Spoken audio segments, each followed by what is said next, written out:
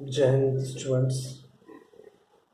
देखिए, जैसा कि लास्ट वीडियो में आपको मैंने बताया था एक्सरसाइज 1.1 सॉल्व की थी। आप इस वीडियो में देखिए, अब देखिए ना, आज का जो टॉपिक हमारा है वो है एक्सरसाइज 1.2 का इंट्रोडक्शन वाला पार्ट। यानी कि हमें पढ़ना है आज इर्रेशनल नंबर्स के बारे में। आज हमें डिस्कस करना है वन बाय वन।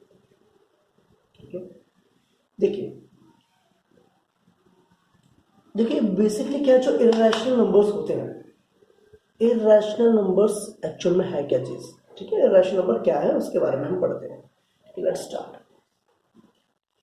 देखिए, रैशनल नंबर्स मैंने आपको बताया था, रैशनल नंबर्स वो होते हैं which can be represented in the form of P upon Q की फॉर्म में, जिनको हम लिख सकते हैं। लेकिन इर्रेशनल नंबर्स क्या है? इर्रेशनल नंबर्स वो है जिनको हम पी अपॉन क्यू की फॉर्म में, है ना, कैन नॉट बी रिप्रेजेंटेड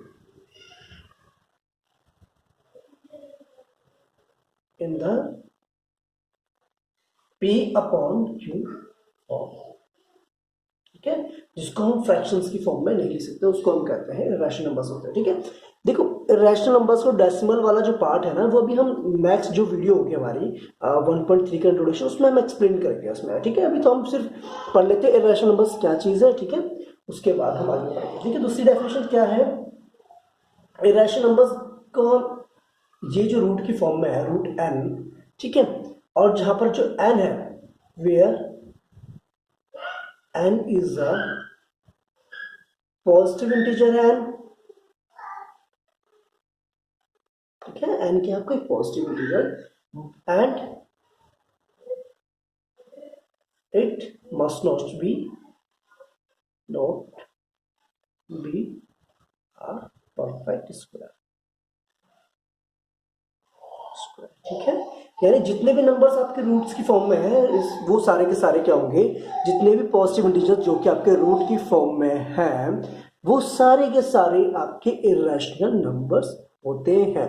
शर्त क्या है? शर्त ये है कि वो परफेक्ट स्क्वायर नहीं होना चाहिए। फॉर एग्जांपल, जैसे हम बात करते हैं रूट 2 एक आपका इरेशनल नंबर है, root 3 is also irrational number, root 4 जो है आपका, ये क्या है, इसका स्क्वायर रूट निकल जाता है 2 आ जाता है। इसका स्क्वायर रूट क्या आता है? 2 के बराबर आता है ना, ये आपका, इसका स्क्वायर रूट आपका 2 आ जाता है। ठीक है,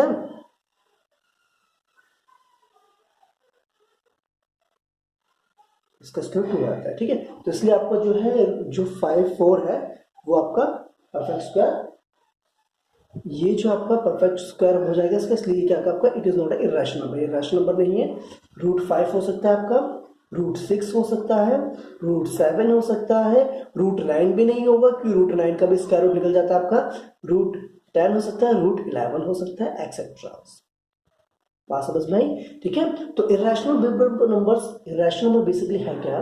इरेशनल नंबर्स वो है जिनको हम पी अपॉन क्यू की फॉर्म में नहीं ले सकते हैं। ठीक है, और जिनको हम रूट्स की फॉर्म में लिखते हैं। ठीक है, जो n है, n can be any positive integer, कोई भी पॉजिटिव इंटीजर हो सकता है। ठीक है, लेकिन वो जो है आपका परफेक्ट स्क्वायर नहीं होना चाहिए। ठीक है, इसीलिए आपके root 2, root 3, root 5, root 6, root 7 इस तरह के जो क्वेश्चंस आते हैं, ठीक है, ये सारे क्या आपके इरेशनल नंबर्स हैं। ठीक है, डेसिमल एक्सपेंशंस की फॉर्म में हम जो अपनी इंट्रोडक्शन जो हम पढ़ेंगे 1.3 का, उसमें हम इसको पढ़ेंगे डिटेल में। ओके, ठीक है, तो समझ में आपको आ गया? चलिए, ठीक है, अभी हमने आपको बताया इरेशनल नंबर, हम आपको बताया। देखिए हमने आपको पहले बताया था जो रियल नंबर्स होते हैं, बेसिकली रियल नंबर्स एक्चुअल में है क्या?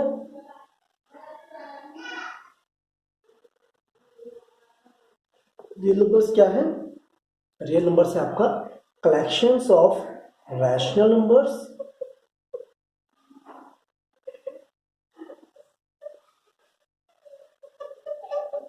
ठीक है, और इसमें हम एक नंबर और ऐड कर देंगे, उसको हमने बात करी थी इर्रेशनल नंबर, अभी जो हमने पढ़ा आपको। ठीक है, इर्रेशनल नंबर्स, इन दोनों का जो कंबाइन टोटल जो नंबर्स आपके होंगे, जितने भी आपके नंबर्स आपके होंगे, rational numbers plus irrational numbers, उन सबका कलेक्शन आपका होता है रियल नंबर्स, ये होता है। ठीक है, बात समझ में आ गई? इतनी बात समझ में आ गई? ठीक है, अब जो हम नेक्स्ट पढ़ेंगे वो पढ़ेंगे कि हाँ, कि नंबर लाइंस में हम इर्रेशनल नंबर्स को कैसे रिप्रेजेंट करते हैं। देखो, नंबर लाइंस पे रिप्रेजेंट करना आपने छोटी क्लास में पढ़ा हुआ है, वो भी पढ़ा था आपने, रैशनल नंबर्स को रिप्रेजेंट करना, इंटीजर्स वगैरह, इन सबको नंबर लाइंस पे रिप्रेजेंट करना आपने पढ़ा हुआ है। ठीक है, इस क्लास में आप पढ़ेंगे कि भाई आपके जो इर्रेशनल नंबर्स हैं, ठीक है, जो रूट सी फॉर्म में है, उनको हम कैसे नंबर लाइन पे रिप्रेजेंट करेंगे। ठीक है, चलिए देखिए अब आप पढ़ेंगे कि भाई इर्रेशनल नंबर्स को हम नंबर लाइन्स में कैसे रिप्रेजेंट कर सकते हैं। ठीक है, इसको पढ़ने से पहले आपको ना एक थ्योरम में बताता हूँ, पहले हम वो पढ़ते हैं। आपने देखो पाइथागोरस थ्योरम के बारे में आपने पढ़ा होगा, पाइथागोरस थ्योरम, पहले हम ये पढ़ लेते हैं, उसके बाद आपको समझाएंगे कि कैसे इर्रेशनल नंबर्स को हम रिप्रेजेंट करेंगे। ठीक है, देखिए पाइथागोरस थ्योरम क्या कहते हैं, सपोज क्या we have a right angle triangle,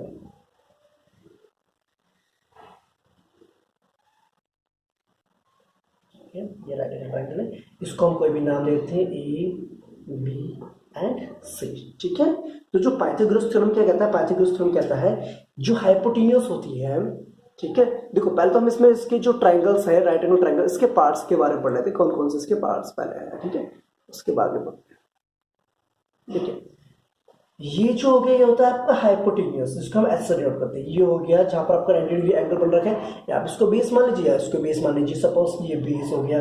ठीक है, यहाँ पर ये बेस हो गया, ये आपको हो गया परपेंडिकुलर। ठीक है, तो पाइथागोरस थ्योरम क्या कहता है, पाइथागोरस थ्योरम क्या कहता है, हाइपोटेन्यूज का square is equals to perpendicular का स्क्वायर प्लस में बेस का स्क्वायर, ये होता है आपका पाइथागोरस थ्योरम, है ना। और यहाँ पर जो हम बात कर रहे हैं परपेंडिकुलर, यहाँ पर हाइपोटेन्यूज क्या है, ये है a b is the hypotenuse. ठीक है, 90 डिग्री के सामने वाली जो साइड होती है वो हाइपोटेन्यूज होती है। ठीक है, तो ए बी का square is equals to p, यानी कि ए सी का स्क्वायर, और बी यानी बेस क्या आपका, b c is the base. ठीक है, प्लस में बी सी का स्क्वायर। ठीक है, अब आप सोचोगे कि सर ने ये पाइथागोरस थ्योरम यहाँ पर क्यों बताए, वो हम आपको बताते हैं आगे कि मैंने ये आपको क्यों बताया। ठीक है, चलिए एक एग्जांपल लेके चलते हैं हम कि इरेशनल नंबर से कोई एग्जांपल लेके चलते हैं, इसको हम रिप्रेजेंट करेंगे ऑन द नंबर लाइन। ठीक है, ओके, इसके लिए आपको स्केल, पेंसिल, ठीक है, और शार्पनर और कंपास की जरूरत पड़ेगी। ठीक है, ओके, तो मैं आपको ना यहाँ पर एक बार फिगर ऐसे बना के दिखाता हूँ, आपको फिर कंपास के थ्रू जो है कंपास यूज करके बताएंगे आपको किस तरीके से उसको रिप्रेजेंट करना है नंबर लाइन पे। ठीक है, ओके, देखिए सपोज कि मेरे पास इरेशनल नंबर है √2 है, इसको मुझे रिप्रेजेंट करना नंबर लाइन पे। ओके, तो सबसे पहले आप क्या करेंगे, एक आप स्ट्रेट लाइन खींचेंगे स्केल से। ओके, √2 एग्जांपल लेके चल रहे थे, √2 को हम इस नंबर लाइन पे कैसे हम रिप्रेजेंट करेंगे उसको हम आपको एक बार एक्सप्लेन कर देते हैं। ठीक है, देखिए √2 क्या है, सबसे पहले ना जो भी आपका नंबर दिया होगा, ठीक है, पहली बात तो अंदर जो दिया होगा रूट के अंदर वो आपको दिया होगा पॉजिटिव, जैसे मैंने आपको बताया था, आपको इरेशनल नंबर की एक प्रॉपर्टी बताई थी कि आपको दिया होगा पॉजिटिव इंटीजर दिया होगा और वो दिया होगा जो कि परफेक्ट स्क्वायर नहीं है। ठीक है, उसी को रिप्रेजेंट करने के लिए आपको इसमें आएगा। ठीक है, देखिए सबसे पहले हम क्या करेंगे, इसको हम रिप्रेजेंट करने के लिए एक नंबर लाइन हमने ड्रॉ करी, और नंबर लाइन में हम स्केल का यूज करके 1 यूनिट के गैप लेके इस तरीके से लिखेंगे, 1 यूनिट के गैप लेके 1, यहाँ पर 2 3 4 5, ठीक है, और लेफ्ट हैंड साइड में इधर भी लिखेंगे हम -1 -2 -3 -4 एंड -1, जितना भी आपको चाहिए। ठीक है, ओके, तो ये बेसिकली जो नंबर लाइन के बारे में आप पहले भी पढ़ चुके हैं। ठीक है, आपको पता है राइट हैंड साइड में सारे आपके पॉजिटिव नंबर्स होते हैं, लेफ्ट हैंड साइड में आपके नेगेटिव नंबर्स होते हैं, जीरो के राइट में पॉजिटिव, जीरो के लेफ्ट में नेगेटिव नंबर्स होते हैं। ठीक है, तो आपको पता है। ठीक है, अब इसको √2 को रिप्रेजेंट करने के लिए हम क्या करेंगे, पहले तो उसको स्प्लिट करेंगे किस फॉर्म में, पाइथागोरस थ्योरम की कंडीशंस की फॉर्म में। देखिए कैसे, देखिए यहाँ पर, ठीक है, √2 को हम लिख सकते हैं रूट के अंदर 1 + 1 की नहीं, 1 + 1 लिख सकते हैं, लिख सकते हैं √2 को 1 + 1, तो यानी तो इसका मतलब ये हो गया, इसको लिख सकते हैं हम अंडर में 1 का स्क्वायर, क्योंकि 1 का स्क्वायर तो ऑब्वियसली बात है 1 होता ही होता है, और उसको भी लिख सकते हैं 1 का स्क्वायर, यानी कि 1 का स्क्वायर + 1 का स्क्वायर इक्वल्स टू √2 होता है। ठीक है, स्क्वायर करना। ओके, चलिए बात करते हैं, वैसे हमें √2 निकालना है ना, तो हमें क्या करना है, √2 निकालने के लिए देखो हमें पता चल गया ये तो हो गया परपेंडिकुलर, हो गया 20, है ना, और हाइपोटेन्यूज हमारा ये आ गया 2 आ गया, यानी कि √2। ठीक है, अब ये कंडीशन हमें क्या करनी है, यहाँ पर देखो, अब देखो यही कंडीशन हम यहाँ अप्लाई करें, कैसे देखिए, ये पाइथागोरस थ्योरम हो गया ना, नहीं समझ में, बात समझ में, पाइथागोरस थ्योरम हो गया ना। देखो अगर हम स्क्वायरिंग करें इसकी तो हमारे पास होगा 2 = 1 का स्क्वायर प्लस में 1 का स्क्वायर, कि नहीं, है ना। अगर हम इसकी स्क्वायरिंग करते हैं हमारे पास होगा ना 2 इज इक्वल टू 1 का स्क्वायर प्लस 1 का स्क्वायर, यानी कि जो हाइपोटेन्यूज आपको देखा 2 इज इक्वल टू परपेंडिकुलर का स्क्वायर प्लस में बेस का स्क्वायर, है कि नहीं है। तो अब हम क्या करेंगे, यहाँ पर बेस को लेते हैं 1 यूनिट, बेस हमारा 1 यूनिट है ना, बेस को हम स्केल से नाप के यहाँ पर 1 यूनिट लिखेंगे, ठीक है। और परपेंडिकुलर के लिए हम क्या करेंगे, स्केल का यूज करेंगे और स्केल से हम 1 यूनिट की एक लाइन यहाँ पर खींच देंगे, परपेंडिकुलर लाइन खींच देंगे। कोई दिक्कत यहाँ तक नहीं है, पक्का, ठीक है। उसके बाद हम क्या करेंगे, इसको और इसको हम ज्वाइन कर देंगे, बन गया हमारा राइट एंगल ट्रायंगल, बन गया ना। ये तो हमारा बना था पाइथागोरस थ्योरम के अकॉर्डिंग। अब ये बन गया हमारा, ये 1 था और ये हमारा क्या था, 1 था। 1 का स्क्वायर प्लस 1 का स्क्वायर, ये क्या गया हमारा 2, यानी कि जो ये हमारा था ये बेसिकली हो गया हमारा √2। कैसे √2 है, ठीक है ना, पाइथागोरस थ्योरम से आपको पता है। देखो जैसे अगर मैं यहाँ से ए बी निकालना चाहूंगा तो a b will be equal to under root में ए सी का स्क्वायर प्लस में बी सी का स्क्वायर। वैसे ही हमने यहाँ पर 2 निकाला, ठीक है। यहाँ पर हमने क्या करा, 2 का स्क्वायर जो था, है ना, हाइपोटेन्यूज का स्क्वायर, हाइपोटेन्यूज हो गया ना, हाइपोटेन्यूज √2 का स्क्वायर,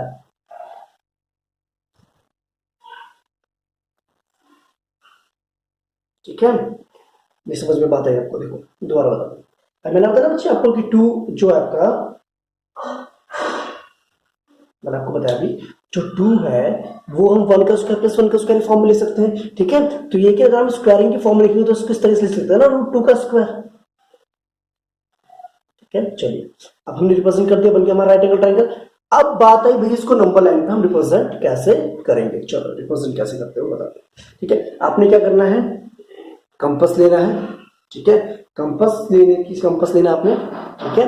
कंपास में क्या करना, अपने पेंसिल्स, आपको पता है कंपास यूज कैसे करते हैं। आपने क्या करना है, यहां से ये 0 पॉइंट लेकर के, ठीक है, यहां पर इसको रखना है और यहां तक का डिस्टेंस प्राप्त करके कट लगा देना है। जैसे कैसे, देखो जो कंपास की जो पॉइंट है, कंपास का जो पॉइंट है वो आपने यहां रखना है इस पॉइंट पे, ठीक है। और जो पेंसिल होगी उसको ओपन करके रखना है इस कट पे यहां पर, ठीक है। और क्या करना है, अपने कंपास को ऐसे लेके यहां से ऐसे घुमा देना है,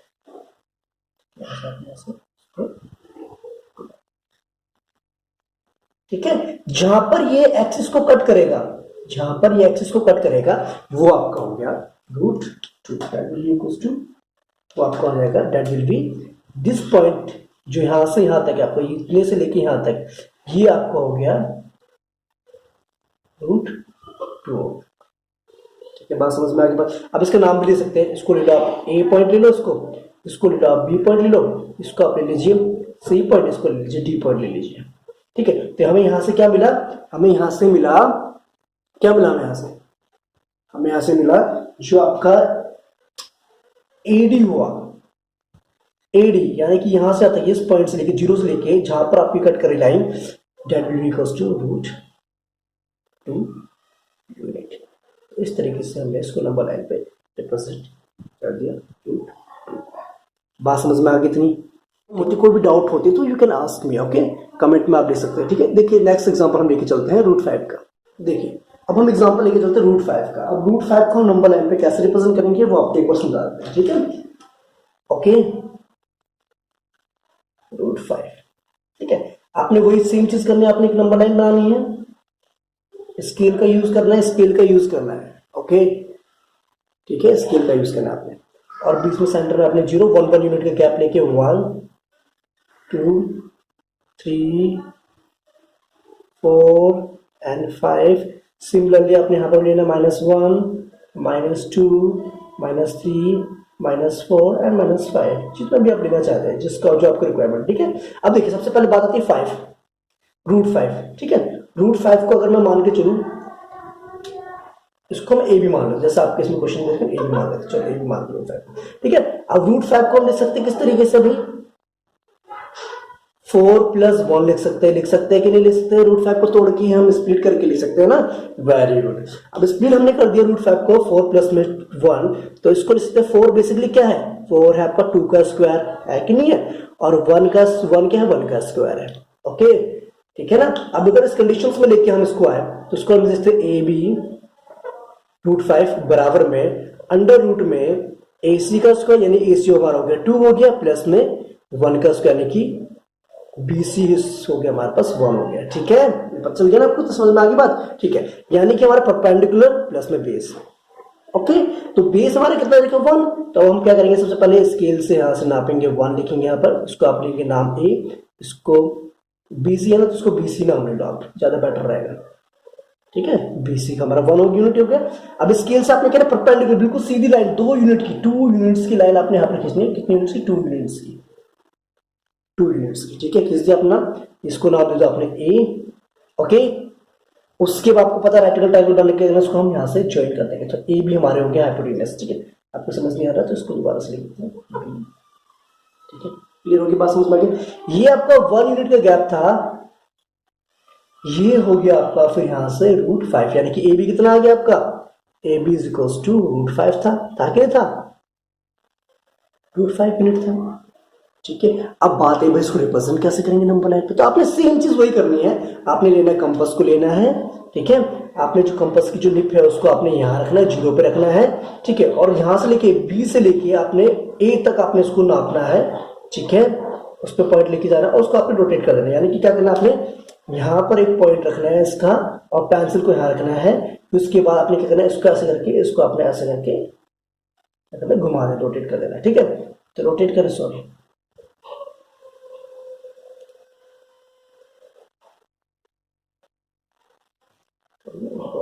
सॉरी। ठीक है, ये आपका 2 यूनिट्स था। ठीक है, इसको हटा देता हूं, मैं लिख मिटा देता हूँ। ठीक है, थोड़ा सा क्लियरिटी के साथ आपको जल्द समझ में आएगा।